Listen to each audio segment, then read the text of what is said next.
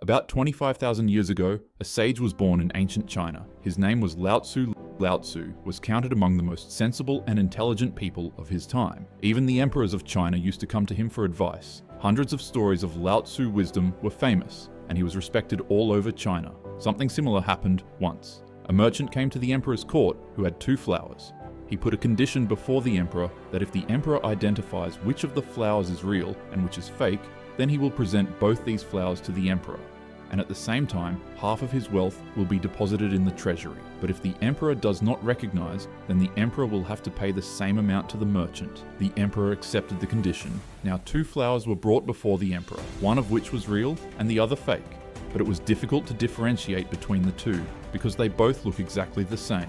The craftsman who made that fake flower was so skillful that he copied that flower so closely, it was hard to differentiate between the 2. Now the emperor got confused, and as soon as the emperor was in trouble, he remembered Lao Tzu. Invitation sent to Lao Tzu because the stories of Lao Tzu's wisdom were famous. So the businessman also got a little nervous, although he had never met Lao Tzu but had heard a lot about him. That Lao Tzu is a very intelligent person. The messenger delivered a message to Lao Tzu that the emperor is caught in a dilemma. 2 flowers have to be identified, but the emperor is not able to recognize. Lao Tzu reached the emperor's court.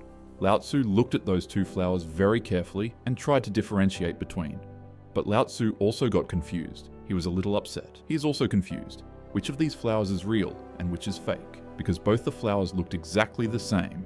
Lao Tzu was also finding it very difficult to differentiate between. Lao Tzu asked the merchant for some time, and he walked up to the window of the court, and he opened that window. In a short while, a honeybee came flying from outside, and she went and sat on one of those 2 flowers. And seeing this, a slight smile spread on the face of Lao Tzu. The emperor understood that Lao Tzu had found a solution to this dilemma.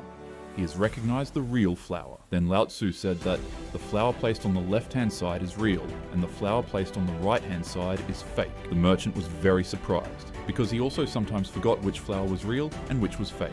He also had a hard time remembering. He asked Lao Tzu in astonishment that how did you recognize? Lao Tzu said that the human eye can be deceived, but this nature, Tao, cannot be deceived. Lao Tzu used to call nature as Tao. Seeing these flowers, a person may be deceived because of his eyes, but a bee can't be tricked. A bee will always come and sit on a real flower. So that was a little story about the intelligence of the Lao Tzu. This story teaches us that if we pay attention, the solution to many big problems is hidden around us. Hope you like this story, and this story will be useful for you in solving dilemma of your life. Thank you,